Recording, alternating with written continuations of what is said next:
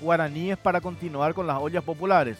En el Bañado Norte solamente comen alrededor de 140 familias a través de las ollas populares.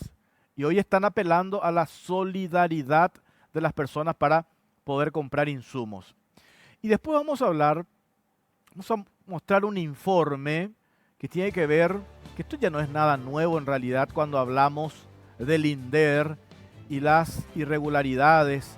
El viernes por la tarde, 2 representantes del Ministerio Público allanaron la sede del INDER a partir de una denuncia de aprietes de supuestos pedidos de coimas. Los agentes fiscales se incautaron de teléfonos celulares de funcionarios que están incluso en el área de tesorería. Hay 40 funcionarios que están siendo investigados por el Ministerio Público porque supuestamente forman parte, o formarían parte, porque la investigación está en curso, de un esquema de apriete. Que entre paréntesis, el esquema que habíamos ya denunciado en varios programas acá en la Caja Negra, la administración anterior de Horacio Torres, que le costó el cargo, Gómez de la Fuente, el exdiputado Soler, también por casos de aprietes, denuncias puntuales de ganaderos del Chaco que tienen que ver con pedidos de coima. Aparentemente, y todo indica que todo ese esquema en el INDER está intacto. Y después tenemos otro, sobre el INDER, otra cuestión que nos llama la atención porque estábamos en cuarentena absoluta. Sin embargo, algunos funcionarios seguían viaticando, dicen los funcionarios públicos. Cobraban abultados viáticos por supuestos viajes que realizaban en el Chaco para hacer verificación de tierras. ¿Cómo justificaron si estábamos en cuarentena absoluta? ¿Se hicieron realmente esos viajes? No sabemos. Lo que sí sabemos es que cobraron abultados viáticos. Y después vamos a hablar con nuestro corresponsal en el departamento de Concepción, con Joel Riveros. En junio de 2018 adjudican la reparación y el mantenimiento de un tramo de una ruta sumamente importante. Ubillaú, departamento de Concepción, hasta Pedro Juan Caballero. Los vecinos pobladores de la zona prácticamente todos los días se manifiestan y piden la intervención del MOPC porque ese trayecto, ese tramo, esa ruta está en una situación deplorable. Hace 2 años que le adjudicaron a un consorcio. Este consorcio, uno de los empresarios está aparentemente quebrado, hubo convocatoria de acreedores, y la otra empresa, una empresa española, nunca pisó Paraguay. ¿Por qué el MOPC no licitó de vuelta? Estamos hablando de 2 años de demora de ese tramo sumamente importante, ese trayecto. Estamos hablando, reitero, Ubillaú, Pedro Juan Caballero. Y vamos a cerrar el programa de esta noche. Acá tengo el informe lapidario, por cierto, de la Contraloría General de la República. El contralor Camilo Benítez, que dio a conocer este informe el día de hoy en relación a las compras que hizo la expresidenta de Petropar, Patricia Zamudio, lo que tiene que ver con las mascarillas, la agua tónica. Y acá hay un dato en el punto 4, que hoy estábamos mirando esta documentación de Contraloría, donde hay un hecho que no tiene una explicación lógica. La administración de Zamudio en Petropar había realizado una donación al Ministerio de Salud de 2.000 mascarillas vencidas de procedencia brasileña el 19 de marzo. Sin embargo, según los documentos que tenemos acá y que vamos a mostrar, la entonces presidenta de Petropar firma contrato con la empresa Solumedic el 27 de marzo. Ese día firman contrato, ese día se paga. ¿Y cómo se explica que el 19 hayan hecho la donación al Ministerio de Salud de mascarillas, 2.000 mascarillas de procedencia brasileña, pero después terminan comprando el 27 de la empresa que invocan, pero en realidad se confirma, y según el informe de Contraloría, esas mascarillas supuestamente, porque hoy no sabemos si realmente se compraron o no, son de procedencia china. Vamos a leer parte de este informe esta noche en la Caja Negra, pero arrancamos con esto. El informe Y hay testimonios de algunos pobladores de la zona del Bañado, y a la vuelta ya hablamos con Joaquín Roa, ministro de la Secretaría de Emergencia Nacional.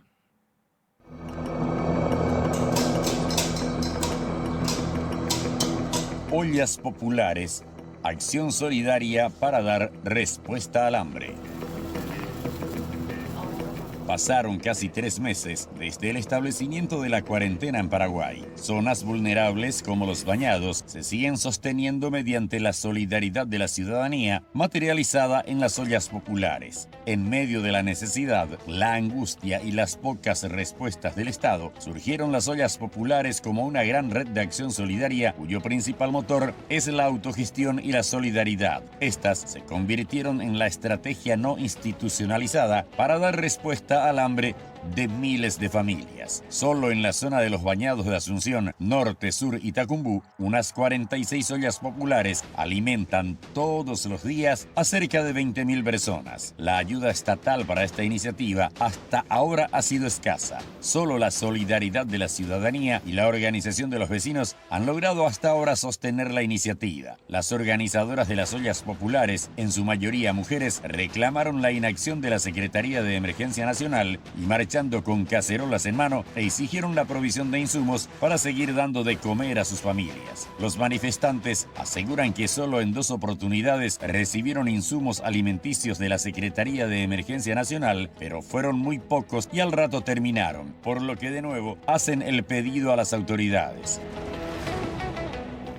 Nosotros le pedimos a la CEN que se hagan cargo de estas ollas, de todas las ollas, no solamente de estas, de todas las ollas que están siendo mantenidas por la comunidad, y pedimos que esto vaya hasta diciembre, porque volver ahora mismo a la rutina normal es imposible, porque estamos trabajando intercaladamente, los albañiles no están pudiendo irse porque los colectivos están llenos, no llegan ahora en el trabajo, entonces es una batalla campal que todos los días los pobladores estamos pasando. En cada olla dan de comer a 150 familias por día. Para poder sostener estas actividades, los encargados reciben donaciones y realizan las autogestiones en la propia comunidad con alcancías voluntarias, venta de pan y ferias de garage. El ministro de Emergencia Nacional, Joaquín Roa, informó que están preparando kits de alimentos para entregar a las familias vulnerables a través de las intendencias y gobernaciones. El programa Ñangareco tendrá un solo pago. Se descarta un segundo pago. La ayuda estatal de 500.000 guaraníes llegó a beneficiar solo a 229.475 personas, de las cuales 269.156 recibieron transferencias electrónicas y el resto recibió paquetes de alimentos. La cuarentena alcanza casi 90 días ya. La ayuda a través del subsidio de Ñangareco llegó una sola vez. El hambre no nos espera, reclaman los que se quedaron en sus casas mientras el hambre golpeaba sus puertas.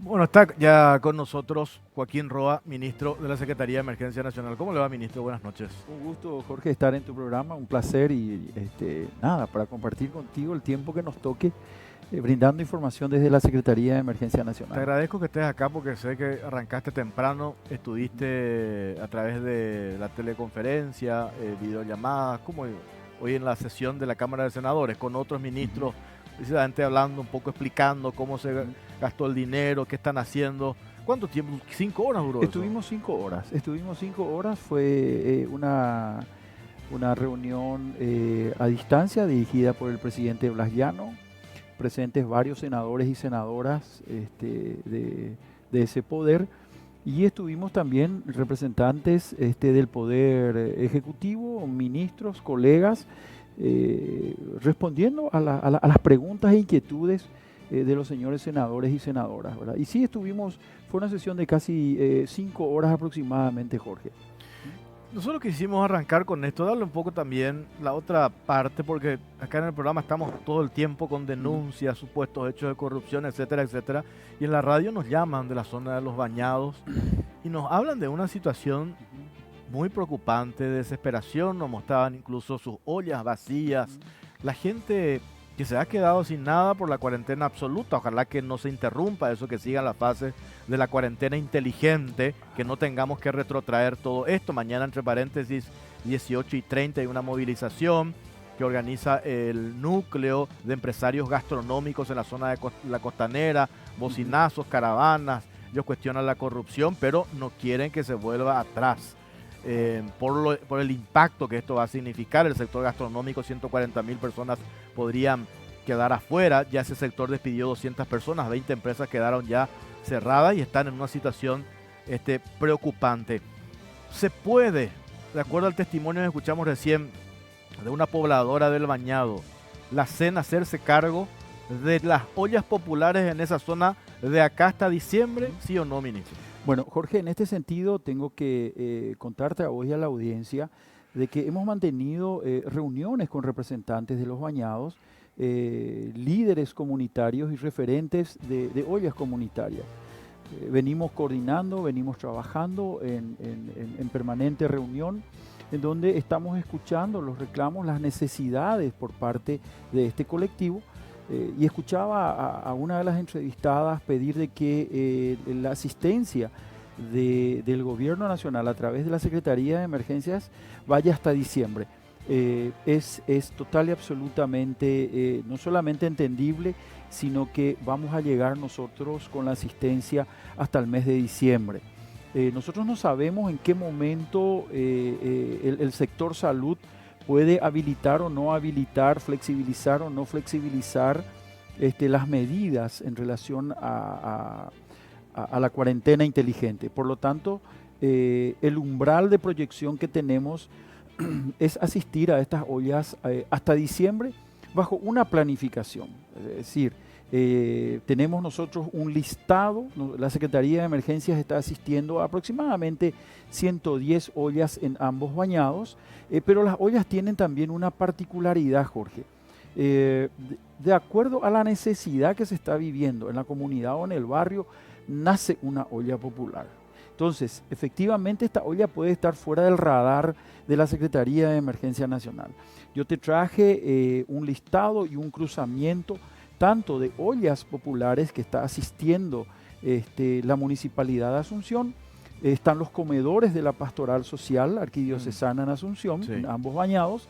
Nosotros que tenemos en diferentes zonas también de ambos bañados ollas populares que están perfectamente identificadas con referentes, con números de teléfono celular y a quienes nosotros venimos asistiendo regularmente. Ahora, esta asistencia no se da única y exclusivamente en la capital. Estamos también asistiendo al Departamento Central, estamos trabajando con líderes de asentamientos y estamos trabajando también en otros departamentos del país, ¿verdad? Caguazú, Alto Paraná, Caazapá, en donde también a través de las gobernaciones y los municipios, quienes tienen perfectamente identificadas sus ollas populares, estamos enviando también nosotros alimentos en kilos, no estamos enviando como la unidad que solemos utilizar, que son los kits de alimentos, pero lo que te traje es una muestra de los productos que contienen los kits de alimentos. Es decir, para que la ciudadanía tenga un poco esto que también, estamos viendo ahora. Exacto, para que la ciudadanía tenga idea un poco también de la calidad de los productos. En muchos de los casos, la gente dice, no, pues iba ahí, no, pero esta es la calidad que nosotros presentamos en los kits de alimentos de la Secretaría. ¿Cómo describir qué hay ahí? Yo veo que coquitos. Sí, ahí tenemos fideo, poroto, carne conservada, aceite, sal fina, maní, harina, arroz, azúcar, panificado, que en este caso es coquito, y jabón en pan, ¿verdad?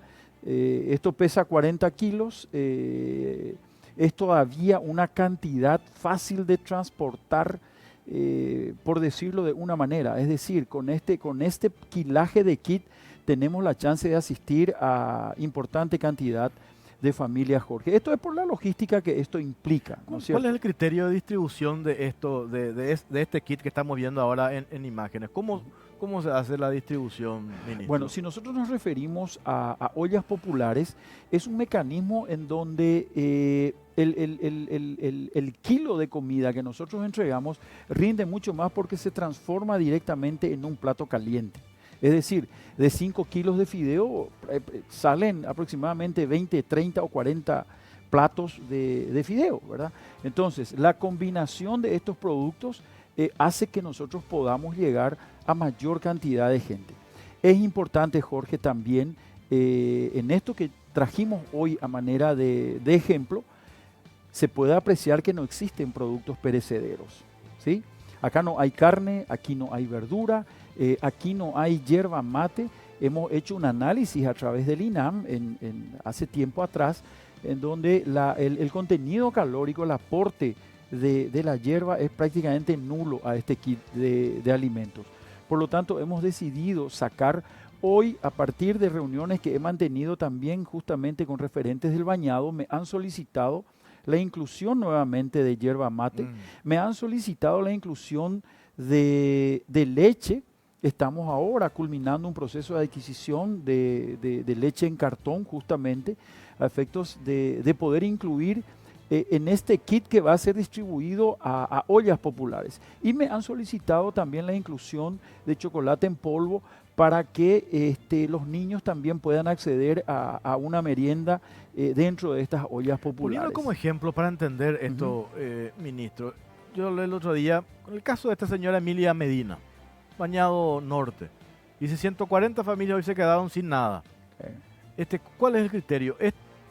Este kit que estamos mostrando acá, ¿va por familia? ¿Cómo se entrega? No, esto se convierte automáticamente en kilos, ¿verdad? Entonces, a lo mejor a esta olla hay que entregarle 500 kilos de alimentos. Entonces se van 500 kilos de fideo, 500 de coquito, en fin, se hace la proporción y se llega a los 1000 kilos, a los 2000, a los 3000 o a la cantidad que se requiera.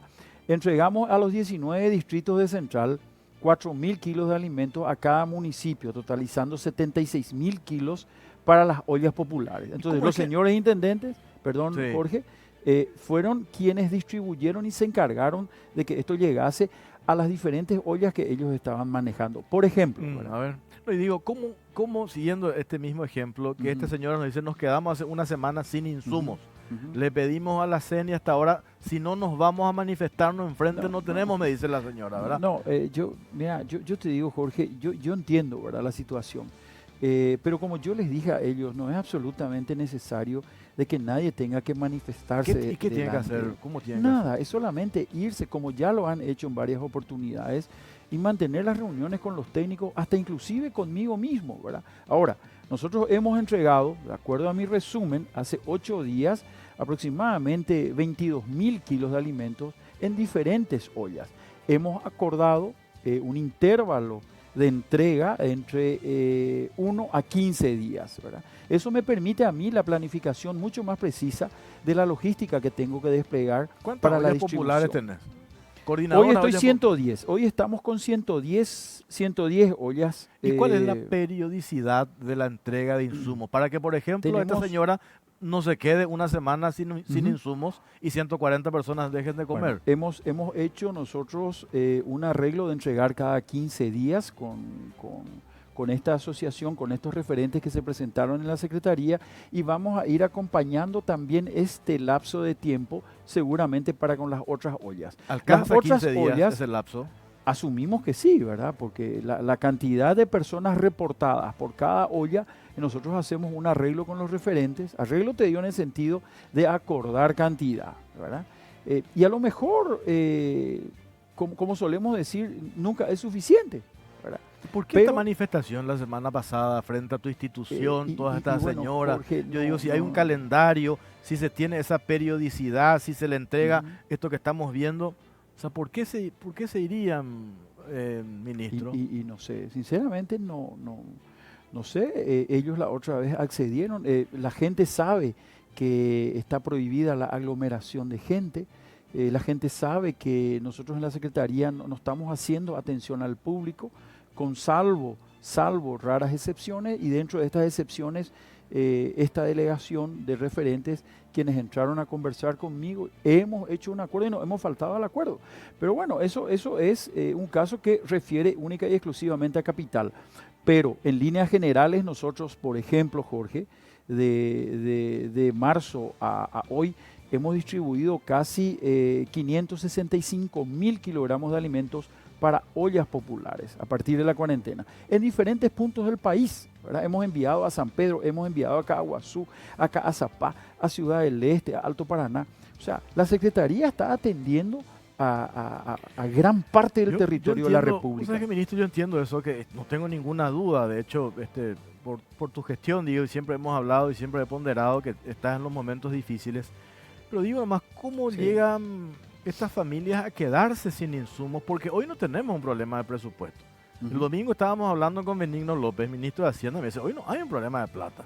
Es más, yo no sé si Salud va a usar todos sus 500 millones de dólares de los 1.600 del préstamo a que accedimos. A lo mejor se tiene que redireccionar. Entonces, por eso digo, hoy no pueden alegar, por ejemplo, ustedes no tenemos presupuesto. Es una cuestión de logística y de mantener esa periodicidad de la llegada de estos insumos. Es importante, Jorge, destacar de que esta cantidad de kilogramos de alimentos que hemos distribuido a partir del inicio de la cuarentena, del aislamiento, esto responde única y exclusivamente al presupuesto ordinario de la Secretaría de Emergencia Nacional.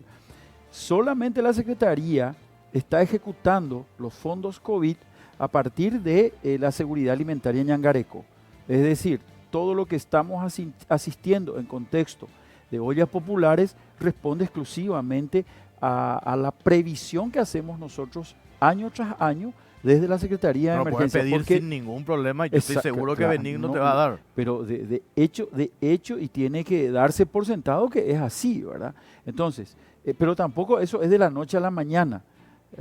Pero sí, nosotros estamos de manera muy coordinada. Pero podemos hacer, si tenemos la plata, tiene que ser inmediato. Por eso me dice, claro, creo que va a ser inmediato. Que estas señoras que se manifestaron el otro día lo hagan por capricho nomás. Yo digo, como si tenemos la plata, tenemos la posibilidad de comprar insumos, dejamos que estas señoras vayan y se manifiesten, violentando, incumpliendo, entiendo lo de la aglomeración, pero cuando el estómago aprieta, yo imagino que nadie se va a quedar encerrado en su casa. Claro que sí, claro que sí. Ahora bien, Jorge, yo creo que es importante también que la gente sepa de que al momento de iniciarse las medidas y acciones de gobierno, muchas de las instituciones estábamos con licitaciones andando, licitaciones ongoing que tenían que ser cumplidos por proveedores. Ahí tuvimos nosotros un impasse, tuvimos una serie de discusiones con los mismos proveedores por el alza de precios, escasez de productos. O sea, fue todo también un proceso de negociación para poder obtener alza de precios. ¿Por qué? Y hubieron en un momento, hubo una tendencia muy fuerte de no querer proveer lo que se había acordado en licitaciones a ese precio, por ejemplo, al precio que habíamos cerrado. Y en un momento los proveedores dijeron, no, yo a este precio no te puedo proveer más porque los precios se dispararon. Y eso fue al inicio de todo esto, ¿verdad? Entonces fuimos haciendo los acuerdos, los arreglos, dimos las vueltas. Que se quisieron aprovechar. Correcto, dimos las vueltas de tuerca. ¿No denunciaste eso, ministro? No había hecho punible, ¿verdad?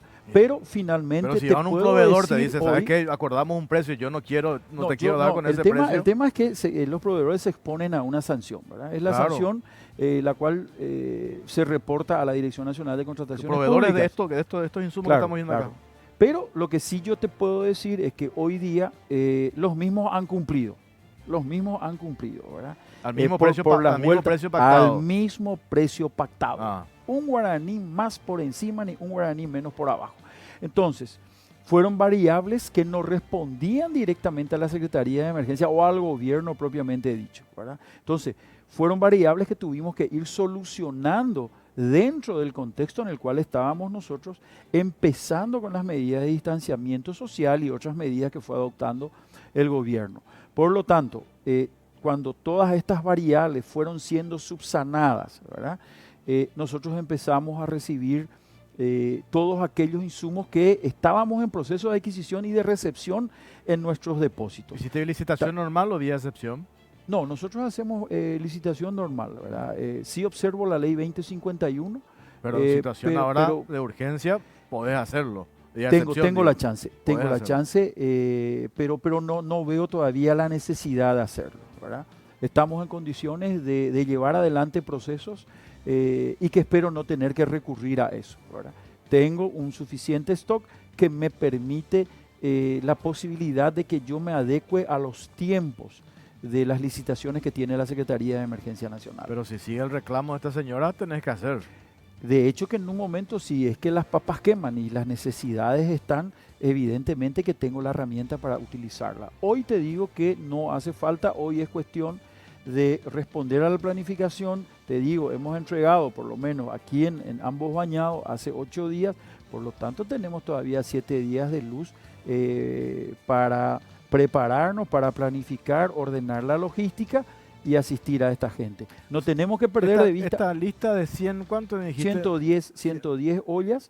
¿A nivel del país? No, esto es solamente bañados norte y sur. Solamente bañados, solamente. 110. La otra ¿Eso vez, alcanza cuántas personas? Están, no tengo el resumen, okay, pero sí tengo condiciones de pasarte porque tengo el detalle de cantidad de personas, pero sí no tengo el total, pero te puedo decir de que en Yucutú, por ejemplo, con 7 ollas que nosotros estamos asistiendo, hay 1.300 personas. Hay 1.300 personas que están comiendo en Yucutú de 7 ollas que estamos nosotros proveyendo, ¿verdad? Y dentro de las cuales hay una que está pintada en amarillo, que es uno de los referentes quienes nos acercan, miembros de estos referentes con quienes nos hemos reunido. Entonces, por lo tanto, asumo de que en un momento dado la Secretaría pasó por ahí y fue asistida. ¿Cómo se califica, si vale el término, para acceder a los insumos de la Secretaría de Emergencia Nacional? El otro día, no voy a decir dónde, pero en un barrio cerca donde vivo, me tocan el timbre, me dicen si podía colaborar porque estaban armando una olla popular relativamente cerca de donde yo vivo, y que he colaborado. Y me dicen que ellos necesitaban asistencia permanente porque las familias que estaban allí, ya muchas de ellas, como son jornaleros por esta cuarentena absoluta, quedaron pero sin absolutamente nada. ¿Cómo se hace para acceder a ingresar a esa lista, ministro? El sistema, el mecanismo es el siguiente, ¿verdad? Si es que esta olla popular, por eso te decía al inicio de la nota, hay veces que la olla aparece de la noche a la mañana y yo no le tengo registrado. Entonces, lo que nosotros necesitamos es que a través de una nota, si es que existe la posibilidad de que se contacten a través de una parroquia, a través de una comisión vecinal. Cuando hablamos de comisión vecinal, es casi posible de que la Municipalidad de Asunción le esté asistiendo, porque las comisiones vecinales responden al radar de la MUNI. Ahora, si ese no fuera el caso, yo tengo el listado de la municipalidad que me remitió el señor intendente de Asunción. Entonces, si no está en ninguna de las listas, vía nota me solicita el apoyo y automáticamente nosotros le metemos dentro del listado y damos el proceso de apoyo. Y ahí ahora aclara cuántas personas cuántas familias van a comer. Claro, yo tengo una olla en donde almuerzan 50 personas cuyo referente es el señor fulano de tal, teléfono celular tal, la ubicación es tal, porque si yo no ubico la olla, también para mí es un problema. Y entonces nosotros dentro de la logística de distribución en Capital podemos incluirles a ellos. Yo mañana, Fernando Lamora, zona norte, un asentamiento X, ¿verdad? Sí. Le envío una nota al ministro. Sí. Usted recibe. ¿En cuánto señor. tiempo me da un retorno? Y seguramente van a ser no más de 72 horas, porque tengo que cruzar las listas, tengo que hacer el chequeo de mi stock y dependiendo de eso yo a lo mejor puedo reaccionar en 24 horas también, porque si yo tengo stock, yo contacto con esta comisión o con esta, por llamarle así, a la olla popular, y a lo mejor nosotros podemos rápidamente disponer y enviarles lo que ellos necesitan. De acuerdo a la cantidad de personas envías el kilo. De acuerdo a la orden, claro, de acuerdo a la cantidad de personas, nosotros hablamos con el referente, hacemos el arreglo. Mire, don Jorge, usted tiene 50 personas, para 50 personas le puedo enviar ahora mismo 400 kilos de alimentos. Me sirve, adelante. Eso le puedo traer cada 15. Y tengo condiciones de almacenar. Ese también es otro requisito importante, ¿verdad? Que el referente de la olla tenga condiciones de hacer mínimamente un almacenamiento de los productos que nosotros llevamos. Y a su vez, Jorge, esto es importante, técnicos de la Secretaría, personal de la Secretaría, hace un chequeo en donde vos me decís, en esta pieza quiero guardar, acá yo voy a tener los alimentos, ¿verdad? Corro el riesgo de entregarte algo que a posteriori sufra algún tipo de deterioro y salga y diga, ¿verdad? No, esto me trajo así la Secretaría de Emergencia, ¿verdad? Claro. Entonces, tengo que tomar los cuidados del caso porque el ordenador de gastos soy yo finalmente, ¿verdad? Y quien responde ante todo el mundo y Raimundo, desde la Secretaría, desde el Gobierno Nacional, soy yo, ¿verdad? Como la autoridad máxima. No le culpa a Entonces, tus administradores. No. No. No. Que te hicieron una trampita por ahí, como pasó con otra institución. Bueno, Sí. ese es el modus operandi, entonces, señor, es digamos, correcto. de las ollas populares. Es correcto. Entonces la gente ya sabe Sí, señor. que pueden recurrir. Perdóname que te interrumpa, hoy justamente el senador Riera, en el contexto de nuestra reunión con las cámaras, justamente es la pregunta que él me hizo, ¿verdad? ¿Cómo la gente se contacta? Claro. Y cómo la gente accede a esto, ¿verdad? Entonces, bueno, fue la explicación que yo le di también al senador Riera esta mañana. A nosotros todos los días en la radio nos llaman diferentes puntos. Yo le puedo decir, llama a la Secretaría de Emergencia Nacional. Lo ideal sería que directamente envíen una nota. Con un referente y con un punto de contacto, ¿verdad? Entonces es el mejor mecanismo, ya queda un documento que es mi pie de expediente y con eso yo hago todos los trámites. Te digo, hago los trámites es porque todos los días yo me reúno con mis directores generales, se me presentan los pedidos, se hacen los análisis, se contrasta con nuestra capacidad de depósito en ese momento o compromisos contraídos. Por ejemplo, tengo compromisos contraídos con comunidades indígenas, quienes tienen sentencia de la Corte Interamericana de Derechos Humanos. Tengo que asistirlos de manera bimensual. Eso está dentro de una planificación de la Secretaría de Emergencias. Entonces, eso responde también a un stock que yo tenga, ¿verdad? Tengo que hacer una primera pausa. A la vuelta, me gustaría hablar, ministro, de Ñangareco. Con mucho gusto. ¿Se puede dar un segundo pago? Los que están en Ñangareco ya no pueden entrar en Putimó. Algunos me dijeron, si yo sabía que Ñangareco iba a hacer un solo pago, no me inscribí en Ñangareco y entraba nomás en Putimó para recibir los pagos. Si me puede explicar después ese tema. A la vuelta de la pausa, venimos enseguida.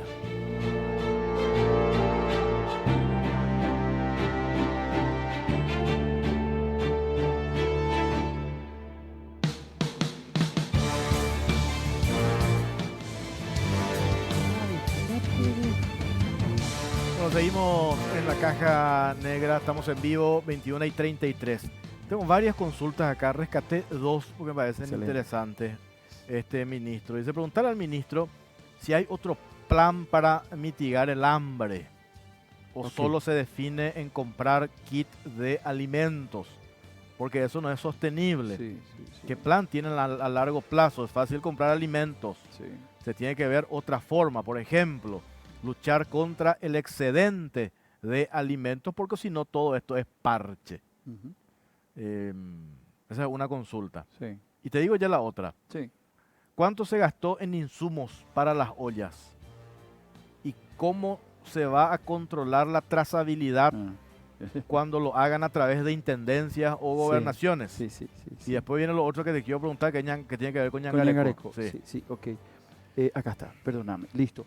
Entonces, a ver, la primera pregunta dice cuál es el plan para paliar el tema del hambre y no hacer más parches, ¿verdad? Nosotros estamos sentados en el gabinete social, varias instituciones. El gabinete social está liderado por el ministro Hugo Cáceres, en donde justamente ayer tuvimos la oportunidad ya de discutir esto al interior del gabinete, ¿verdad? Buscando la mejor manera, incluso el Ministerio de Desarrollo Social nos presentó un modelo de huerta de autoconsumo, en fin, lo que quiero nomás decirle al televidente es que ya se está discutiendo este tema y efectivamente el tema de la entrega de kit de alimentos consiste exclusivamente en un apoyo a la seguridad alimentaria por un lado y por otro lado aliviar un poco el presupuesto familiar. No tenemos que perder de vista, Jorge, de que lo que nos pasó ahora con el COVID-19 fue todo un proceso de aprender y desaprender. Imagínate de que normalmente la Secretaría de Emergencias tiene perfectamente definido quién es su beneficiario, ¿verdad? Yo sé, yo te ubico porque tu casa está con el agua dentro de tu vivienda. Yo te ubico perfectamente porque el temporal que pasó en tu comunidad hizo volar tu techo, destruyó tu casa. O sea, es muy fácil para nosotros la identificación del beneficiario y la asistencia al beneficiario. Vuelvo a repetirle al televidente. La asistencia alimentaria que venimos haciendo nosotros en contexto de COVID es un tipo de asistencia, ¿verdad? Y las asistencias que hacemos nosotros de manera ordinaria, por llamarlo de una manera, no sin desmeritar ningún tipo de emergencia ni ninguna familia afectada por algún tipo de evento, es justamente apoyar la seguridad alimentaria y ya sea el débil presupuesto de una familia afectada por algún tipo de impacto. Entonces, sí, en el Gabinete Social estamos ya discutiendo la mejor manera de que finalmente exista una posibilidad sostenible. En cuanto a la trazabilidad, de acuerdo a los alimentos que son entregados en las ollas populares, yo le entrego al intendente bajo total y absoluta confianza, bajo información que el intendente o la comisión vecinal me da a mí, ¿verdad? Entonces, en los documentos que me entrega de recepción, ya sea el gobierno departamental o municipal, está claramente expresado el cómo, cuándo, con quién y dónde. Por lo tanto, no puedo yo dudar de la palabra de un señor intendente, ¿verdad? Claro. Ahora, a posteriori, seguramente cuando existan otros tipos de controles, entonces la trazabilidad nos va a permitir llegar a aquel beneficiario que haya recibido. Mis asistencias ordinarias, hago la asistencia en tu comunidad y después de 2 días entra la auditoría de la Secretaría de Emergencia a chequear si es que la unidad de respuesta hizo bien su trabajo y si el beneficiario está con entera satisfacción de la asistencia recibida por parte del gobierno. ¿Cuánto ya gastaron en las ollas populares? En las ollas populares hasta hoy gastamos 2.320 millones de guaraníes. Casi nada, no es nada. Claro. Nada claro. Todavía en comparación, digo, a la necesidad que hay y esto puede ir creciendo. No, de hecho te digo que las proyecciones están y van a estar listas hasta diciembre, ¿verdad? Y ahí seguramente vamos a tener que utilizar los fondos COVID que o sea, se puede extender esto las ollas populares hasta diciembre. Es correcto, es correcto. Ya. Nosotros tenemos una línea de tiempo, ¿sí? Que es la que nos determina el sector salud. ¿Cómo va a estar la cuarentena inteligente? Si se va a flexibilizar o vamos a tener que volver a foja cero. Y todas esas variables tienen un determinado impacto en lo que es mi campo particular. Después están los campos económicos y los otros campos, ¿verdad? Entonces, tengo que necesariamente que hacer una planificación sobre un escenario de carga máxima que para mí sería diciembre, y a lo mejor tengo que ir 1 mes más o 2 meses más, ¿verdad? De acuerdo a cómo esté el escenario. La Secretaría de Emergencia saca la foto de cómo estamos en este momento, sobre eso hace la proyección y sobre eso genera la respuesta que se requiera en cualesquiera sean los casos. Tapamos la olla, cerramos el caso ollas populares. Muy bien, cierro la olla, sí señor. El tema Ñangareco. Sí. Consultaban también en la radio por qué se previó hasta ahora un solo pago. ¿Por qué hacen esa consulta?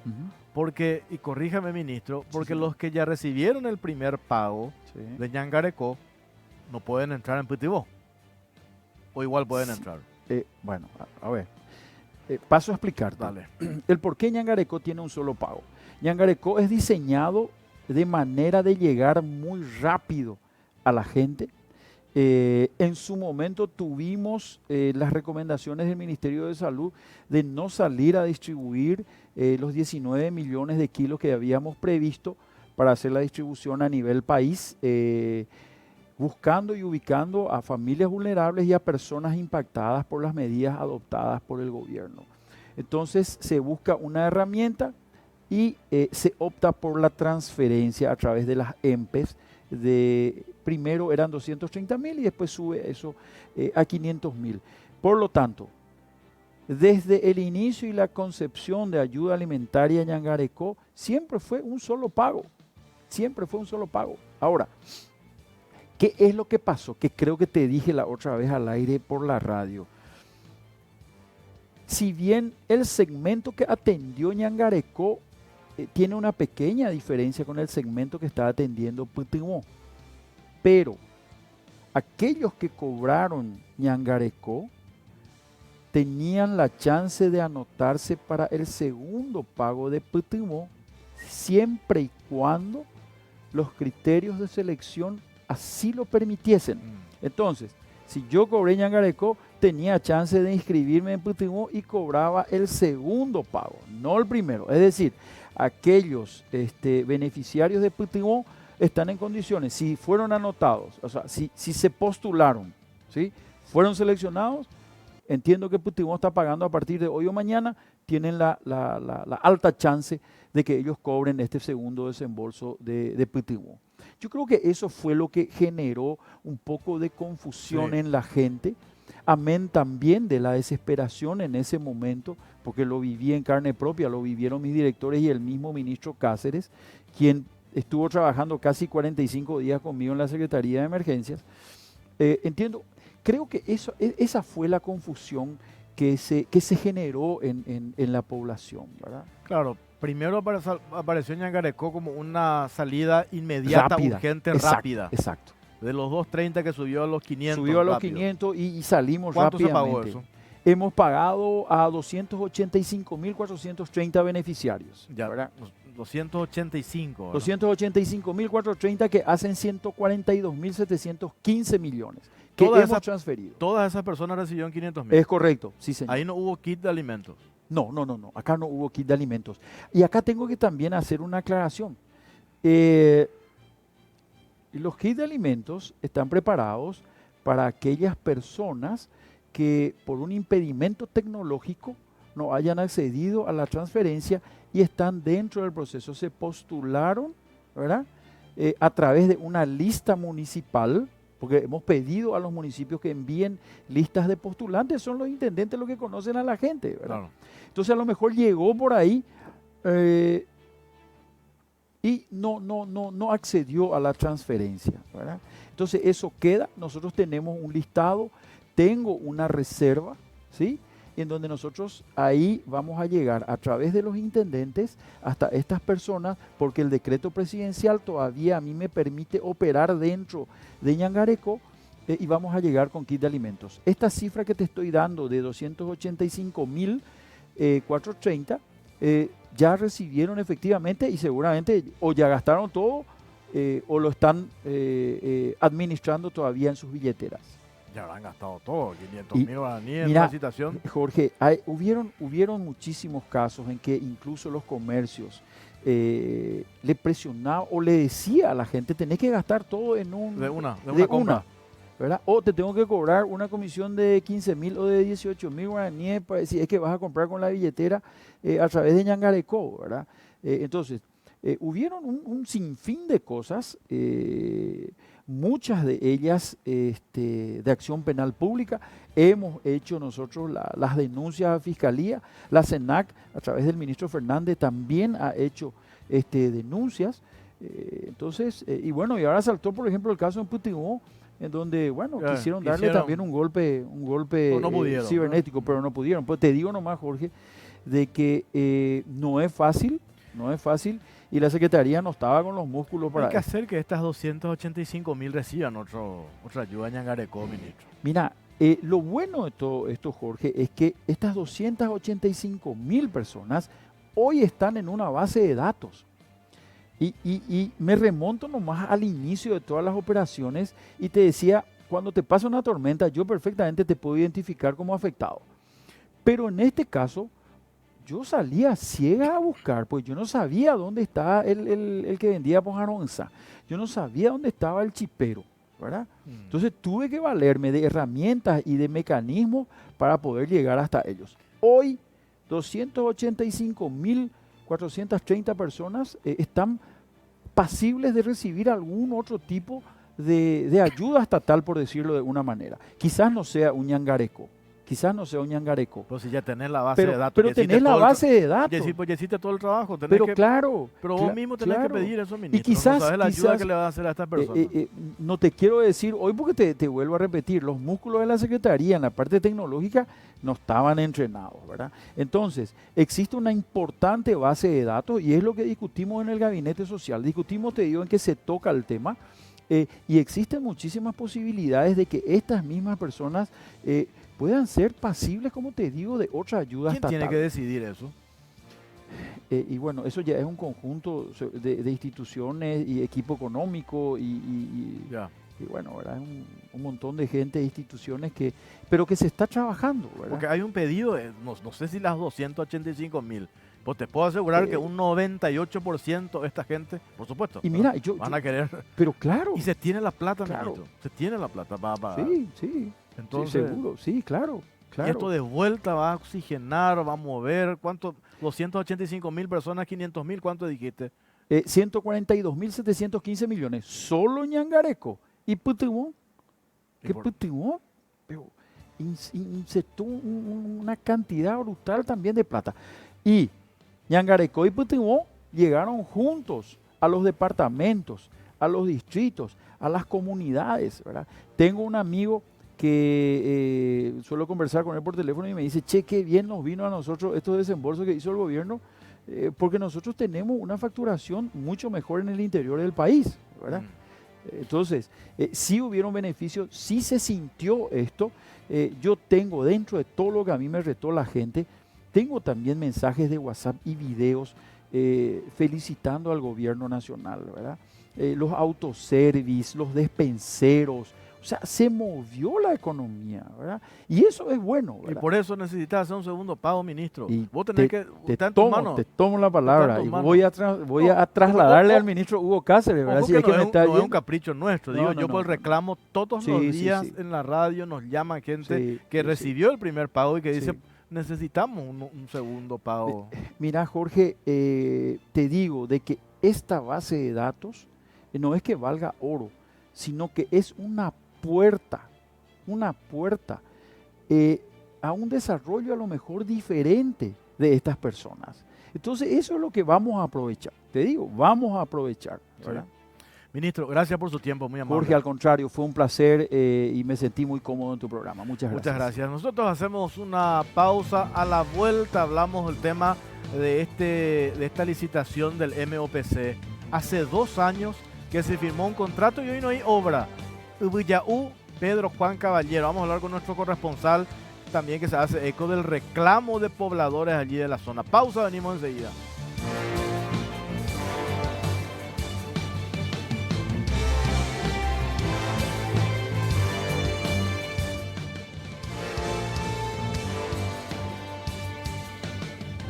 Bueno, seguimos en la caja negra. Tenemos un material sobre una licitación del Ministerio de Obras Públicas y Comunicaciones. 103 kilómetros de la Ruta 5, Ubiyaú, Pedro Juan Caballero. Una adjudicación que se dio en junio de 2018 y hasta la fecha no se ha hecho absolutamente nada. Hay un contrato firmado y los pobladores dicen, ¿por qué no se volvió a licitar? Y vamos a ver imágenes de cómo está ese tramo de esa ruta 103 kilómetros específicamente en un estado deplorable. Y hay otras cuestiones muy llamativas porque vamos a ver el informe, a ver.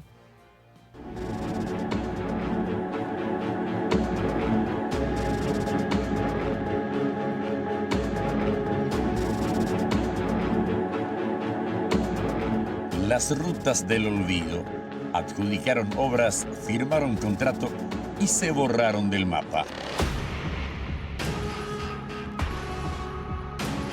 En octubre del año 2017, el Ministerio de Obras Públicas lanzó el ambicioso plan de licitaciones para mejorar más de 2.300 kilómetros de ruta en el norte del país. Los trabajos incluían la ampliación y restauración de varios tramos en los departamentos de Concepción, San Pedro y Amambay. En el marco de ese proyecto de licitaciones, se incluyó un tramo de 103 kilómetros de la Ruta 5 que conecta las ciudades de Ibillau hasta Pedro Juan Caballero y un tramo de la Ruta 8 de 32,7 kilómetros que une las ciudades de Azotegui e Ibillau del departamento de Concepción. Las obras que debían realizarse son la reparación y mantenimiento de los tramos, para lo cual la empresa que ganó la licitación ofreció el monto de 87.353.162.899 guaraníes. De acuerdo a los datos del portal de contrataciones públicas, la obra fue adjudicada en el año 2018 al consorcio Azotegui, conformado por la empresa constructora MIT Sociedad Anónima del arquitecto Julio Mendoza Yampey y la empresa española API Movilidad Sociedad Anónima. El contrato se suscribió en fecha 13 de junio del año 2018, pero las obras hasta la fecha nunca arrancaron. ¿Qué pasó? ¿Por qué si las obras nunca arrancaron, el contrato sigue vigente? Desde la firma del contrato han pasado casi 2 años. El consorcio adjudicado no presentó siquiera garantía de cumplimiento, cuyo plazo de presentación es de 28 días desde la fecha de la firma del contrato. El incumplimiento constituye causal suficiente para la anulación de la adjudicación. El consorcio solo presentó garantía de mantenimiento de la oferta a través de la firma de seguros aseguradora paraguaya Sociedad Anónima, la que, según información extraoficial, estaría en la búsqueda de empresas constructoras que se hagan cargo de la obra. El empresario Julio Mendoza Yampey, representante de una de las firmas del consorcio ganador MIT Sociedad Anónima, fue imputado el año pasado por los delitos de estafa y manipulación de gratificaciones técnicas. Fue acusado por el Ministerio Público de adulterar datos para obtener de forma fraudulenta un crédito de 10.800 millones de guaraníes del Banco Nacional de Fomento. Además del proceso penal, la empresa que representa aparece como amonestada por contrataciones públicas por una falta grave. Los pobladores de las zonas afectadas urgen la pronta reparación de los tramos, ya que son constantes los accidentes por presencia de baches y falta de señalización. Incluso los vecinos salen con brocha en mano a pintar de forma improvisada las señales para evitar más accidentes. Parte del tramo licitado incluye la zona del kilómetro 389, zona de Ibillau, donde hace años parte del asfalto de la ruta se hundió por la erosión y tuvo que ser reparado de urgencia. Las autoridades locales reclaman la inacción del MOPC, ya que se trata de una de las vías más importantes de la zona, que une a importantes ciudades y constituye el pulmón de la economía del norte.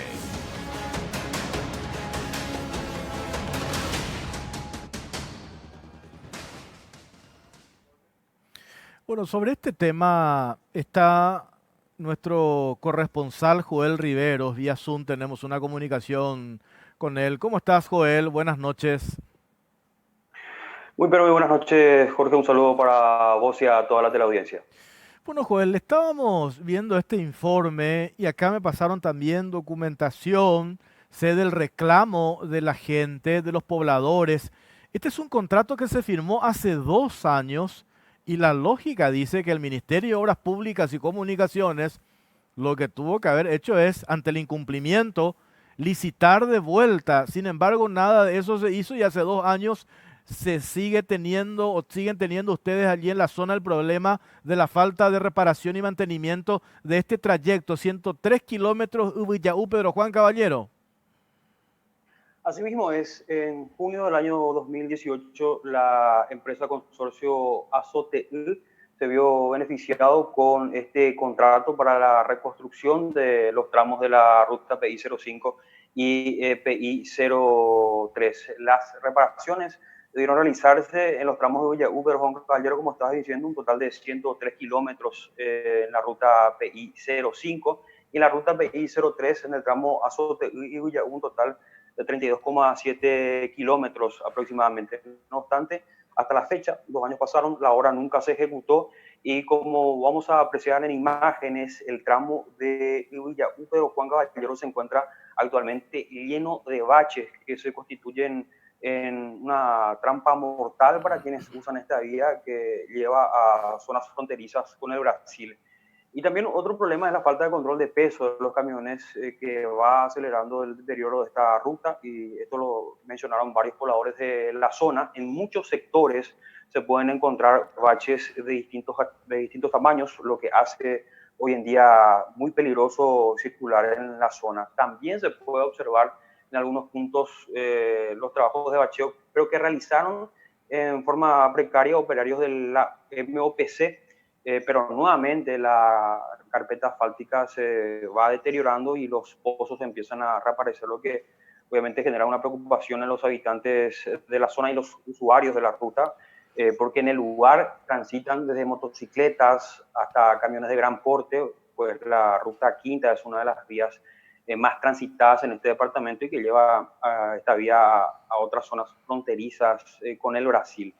Y en lo que respecta a la ruta PI03, tramo Villaguaso-TU, dicho tramo nunca tuvo un trabajo de mantenimiento y existen sectores en donde se puede notar que la ruta se va hundiendo y al costado, ya cerca de la banquina, en muchos sectores se va formando un desnivel, y esto obviamente también preocupa a este sector, una ruta bastante transitada, la 03, y también se puede notar que la pintura que sirve de señalización en varios tramos va desapareciendo, creando inconvenientes a muchos de los conductores, principalmente de noche, de acuerdo a lo que mencionaban conductores de automóviles y camionetas, que en la zona hace falta un control de peso de camiones, eso es principal también para que se pueda circular y la ruta, por lo menos en estas condiciones que están, se pueda mantener, pero el deterioro del pavimento se va generando cada vez más también con las lluvias, y es una preocupación que tienen hoy en día los pobladores y también las autoridades de la zona norte del país.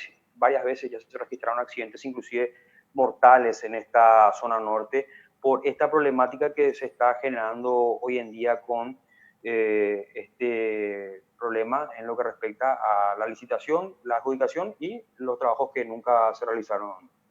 Ahora, Joel, hay una cuestión sumamente llamativa por el hecho de que, como bien explicabas y decíamos también en el informe, esto se adjudicó ya en junio de 2018. Una empresa, un consorcio en realidad, me dicen que el consorcio, la empresa española nunca pisó suelo paraguayo, y los accionistas de la otra empresa se habrían declarado en quiebra.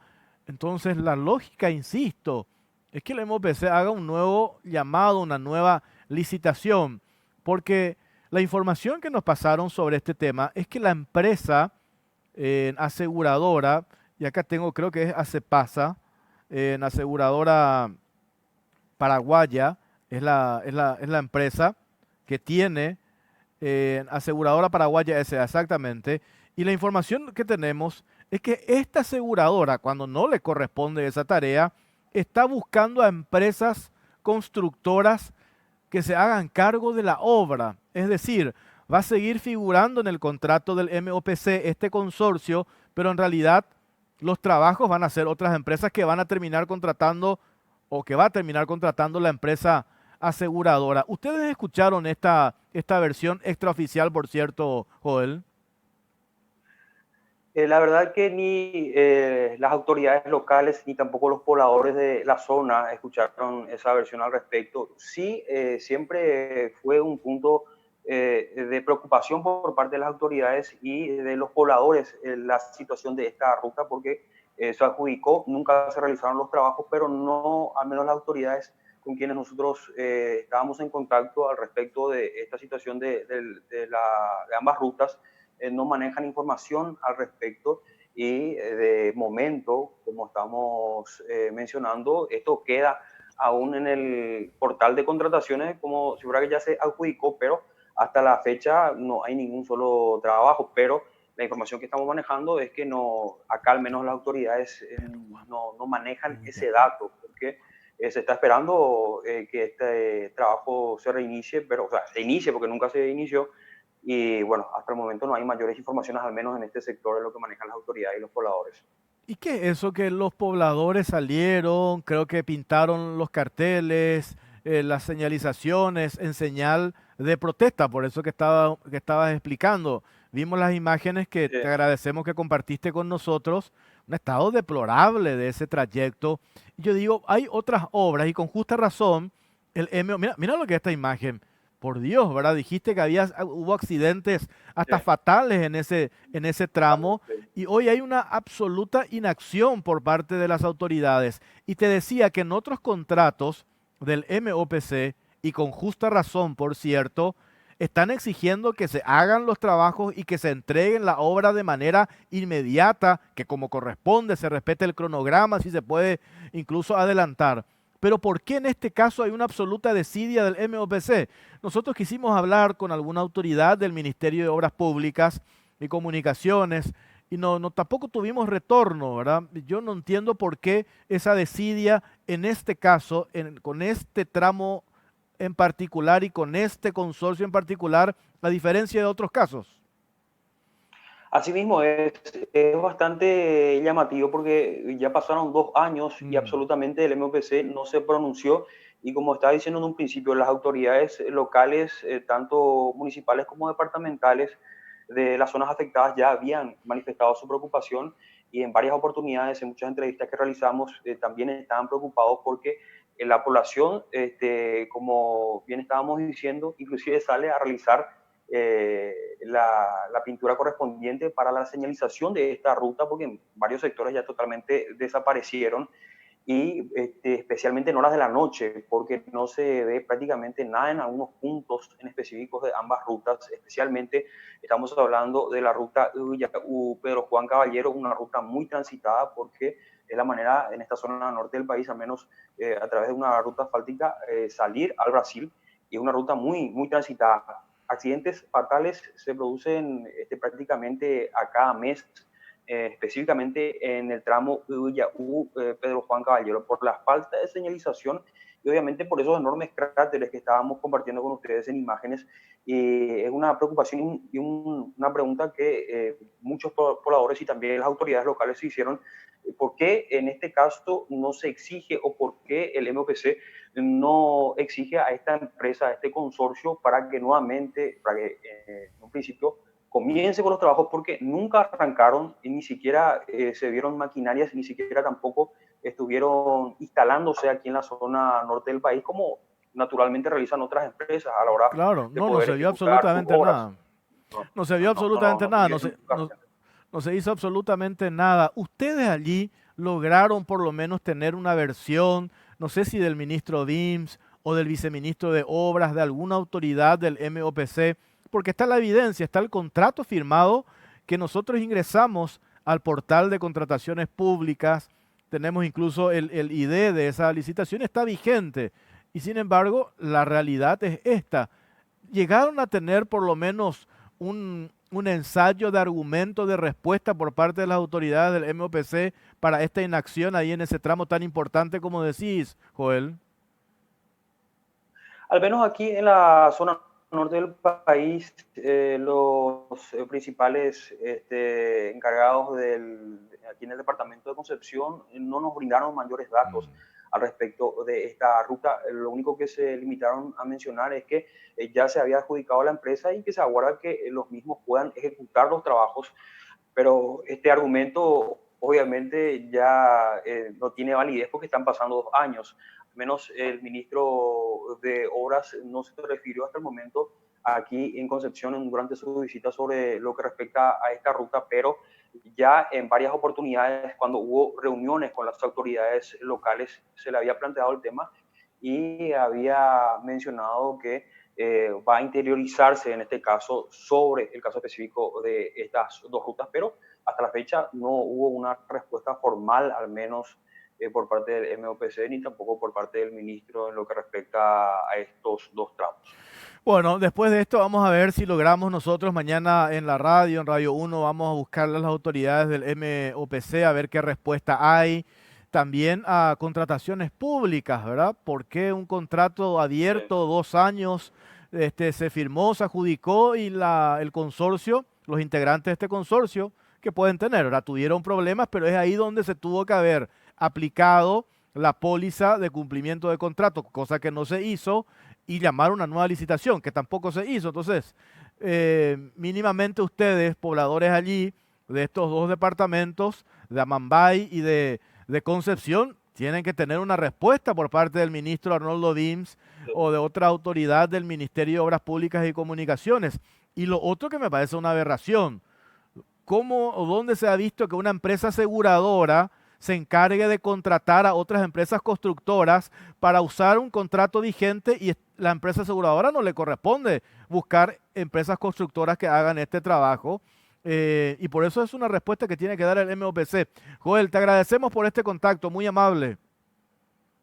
Ha sido un gusto, espero que tengan buenas noches.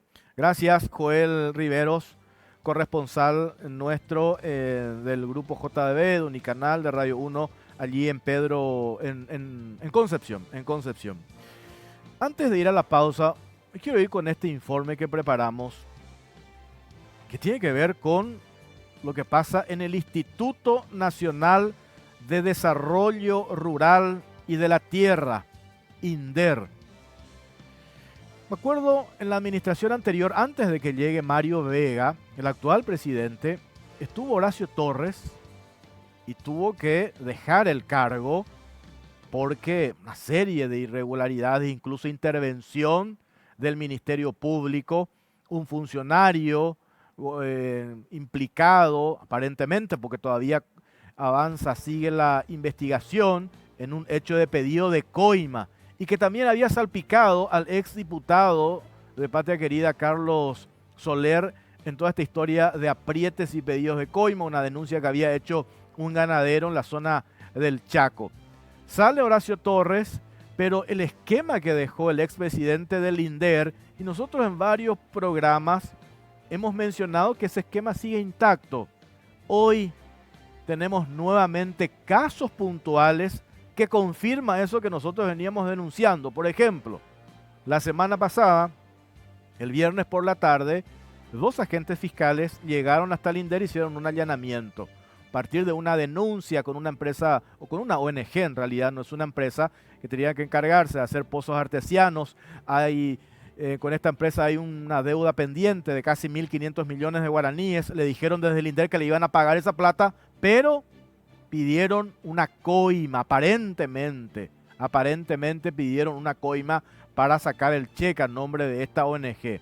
Los fiscales se fueron hasta el INDER y se incautaron de teléfonos celulares de algunos funcionarios, en donde aparentemente, y según el relato de la imputación, en el teléfono celular estarían mensajes de voz, audio, donde funcionarios del INDER efectivamente están pidiendo plata para acelerar el pago, para que salga un cheque en favor de una ONG que se encargó de la construcción de pozos artesianos. Además de este caso, hay otras cuestiones llamativas que vamos a mostrar ahora en este informe.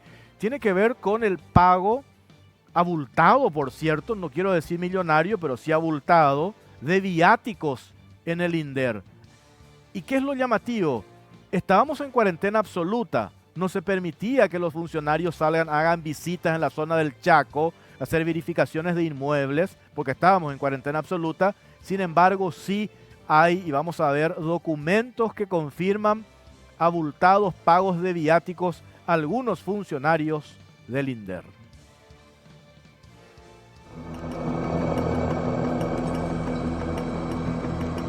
Despilfarro de dinero en el INDER. El Instituto Nacional de Desarrollo Rural y de la Tierra INDER siempre fue una institución donde reinó el descontrol del dinero público y la administración del abogado Mario Vega, al parecer, no es la excepción. El fiscal Luis Said allanó las oficinas de este ente, donde incautaron 2 teléfonos celulares y documentos para tratar de dar con una rosca corrupta que está malversando dinero en proyectos de pozos artesianos. Esta investigación se viene dando hace 4 años e involucra a más de 40 funcionarios. Se hablan de aprietes y amenazas a través de audios, por eso es que se incautaron los celulares de funcionarios de altos cargos. A la par de las pesquisas del fiscal Said, también surgen muchas otras irregularidades en las que se habla de un despilfarro de viáticos para funcionarios que van a hacer supuestas verificaciones de terrenos al Chaco y otros puntos del país. El INDERT aprovechó la cuarentena para despilfarrar dinero de una caja chica y como los controles estaban relajados, se pensó que nadie se iba a dar cuenta de estos torcidos pasos. Por ejemplo, el funcionario Joaquín Rodríguez y un chofer viajaron a Boquerón, Chaco, el 16 de marzo y estuvieron hasta el 20 para realizar verificación de tierras en plena cuarentena. ¿Cómo se realizó ese viaje si había prohibición total de salir de las casas? Por lo que surge la duda que el trabajo se haya hecho, pero de lo que se tiene certeza es que el dinero se cobró. Como este viaje, se tienen varios otros que supuestamente se realizaron y se cobraron viáticos. A partir de esto también se presentaron pedidos de reembolso de dinero por compra de alimentos, pero lo más llamativo se da con dos facturas de la bodega Miley, ubicada en la ciudad de Areguá. La primera, de fecha 30 de enero del 2020, por un valor de 950.000 guaraníes en concepto de consumición. La segunda, de la misma bodega, de fecha 4 de febrero, por un valor de 740.000 guaraníes, también por consumición, ambas expedidas a nombre del INDERT y sin otra descripción. El 26 de mayo pasado, la exdirectora de Tesorería del INDERT, María Lorena Báez, ya había denunciado los malos manejos de dinero de la institución con relación a la realización de los pozos artesianos y del dinero de la caja chica, que es utilizada para otorgar viáticos indiscriminadamente.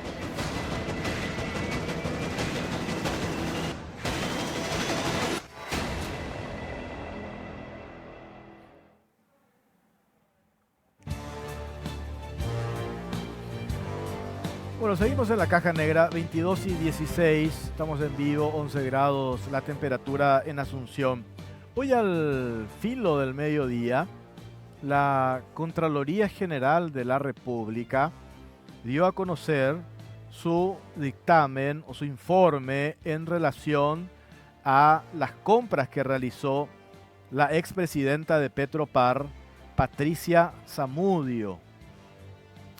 En el informe acá tenemos a mano de la Contraloría, se confirma, por ejemplo, que las mascarillas N95 donadas por Petropar al Ministerio de Salud durante la administración de Patricia Zamudio se encontraban vencidas, mascarillas vencidas. Después voy a contar algo puntualmente sobre este tema, porque este informe en general ya veo o vi que varios medios publicaron, pero hay una cuestión sumamente llamativa y que yo supongo que esto después el Ministerio Público debería recoger el contenido de este informe del ente Contralor, porque hay efectivamente, y de hecho ya la Fiscalía está investigando parte de esto, pero se podrían sumar nuevos elementos. Revela también este informe que los precios en esta licitación eran superiores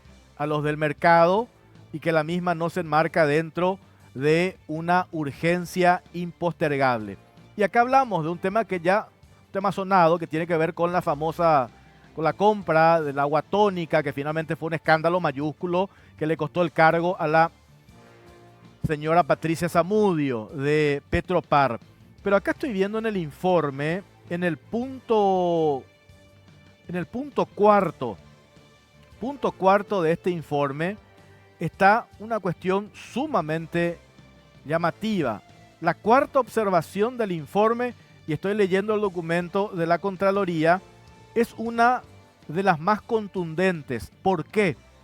Porque confirma que las mascarillas tipo N95 que fueron adquiridas por Petropar se encontraban vencidas, y lo cual pudo determinarse luego de hacer una verificación in situ en el depósito de Villa Lisa.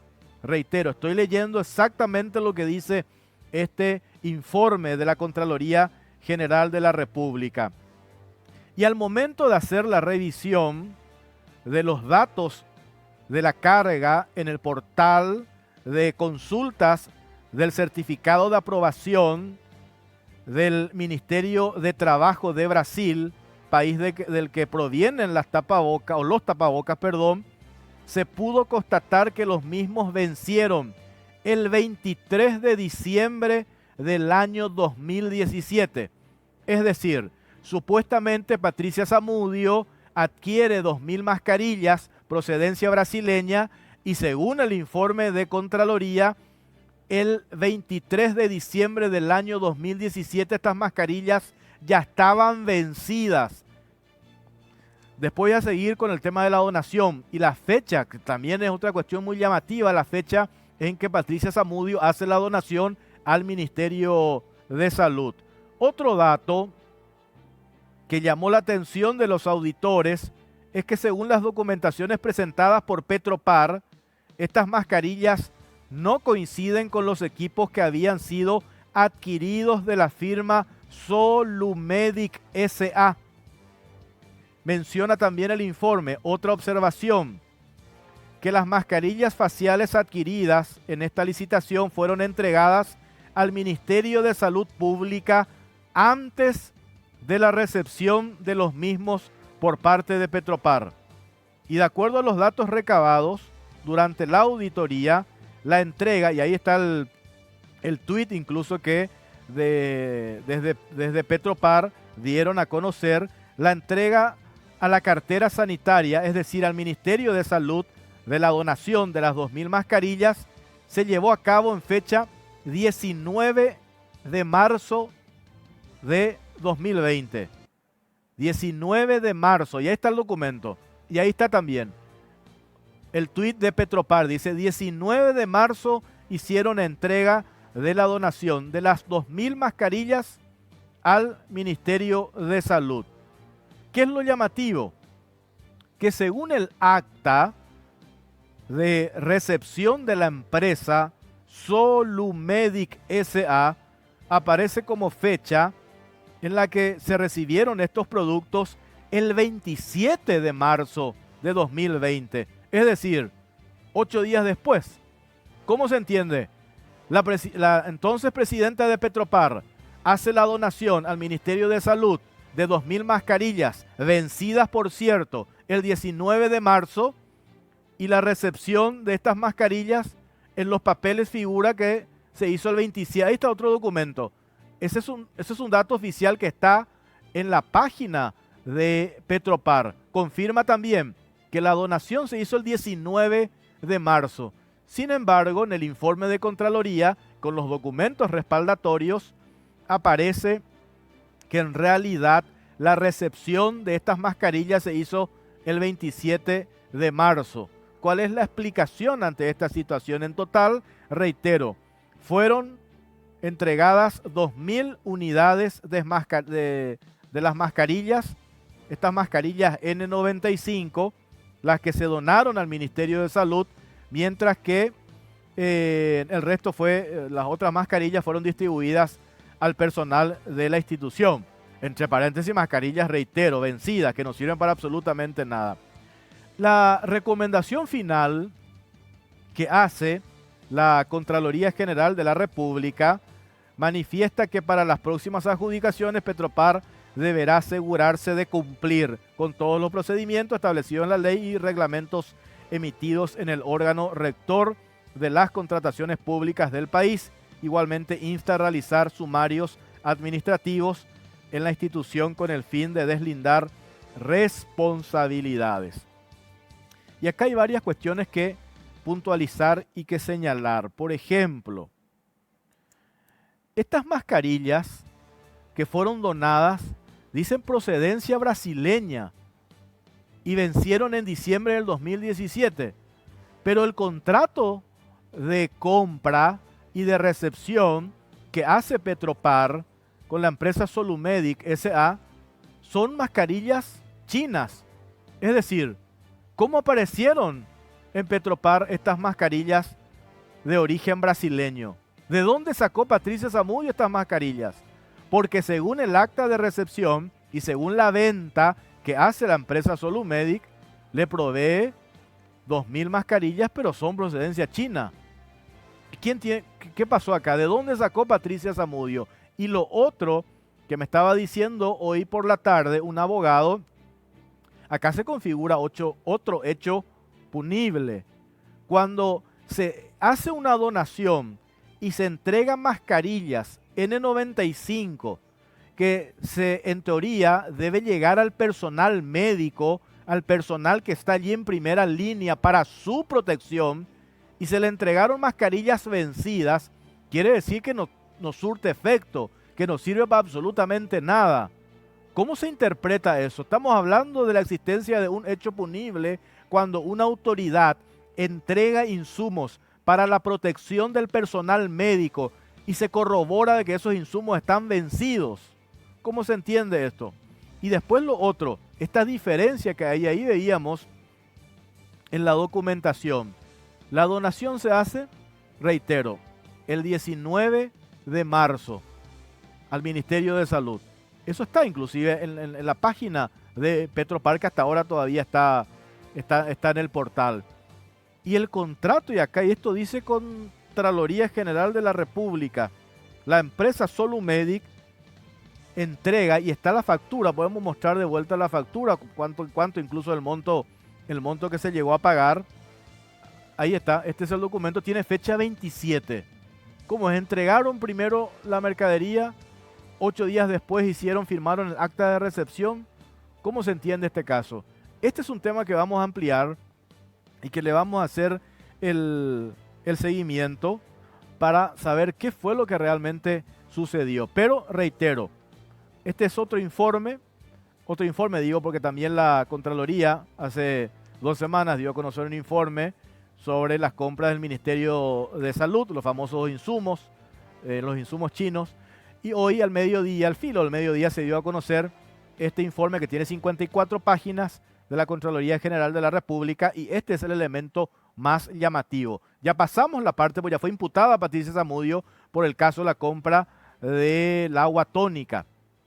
Este es otro elemento que el Ministerio Público tiene que investigar. Y hay dato e información oficial. ¿Por qué se hizo entrega el 19? La donación de marzo al Ministerio de Salud, acta de recepción dice 27 de marzo. Y lo otro que es gravísimo, se comprobó que las mascarillas que fueron donadas por Patricia Zamudio, expresidenta de Petropar, el 19 de marzo, eran mascarillas N95, mascarillas vencidas. Nos vamos con esto. Gracias por acompañarnos. En el siguiente programa ya no tuvimos tiempo porque nosotros acostumbramos y lo hacemos como una práctica habitual en la Caja Negra, el derecho a réplica. Hoy recién a la tardecita nos envían desde la Fuerza Aérea Paraguaya un descargo en relación a interrogantes que habíamos lanzado acerca de una licitación de 2.800 millones de guaraníes para la reparación de helicópteros. Ya no tuvimos tiempo de procesar esta información, lo vamos a preparar para el siguiente programa de la Caja Negra. El descargo de las autoridades de las Fuerzas Aéreas Paraguayas en relación a esa cuestionada licitación para la reparación de helicópteros. Gracias por acompañarnos. Buenas noches.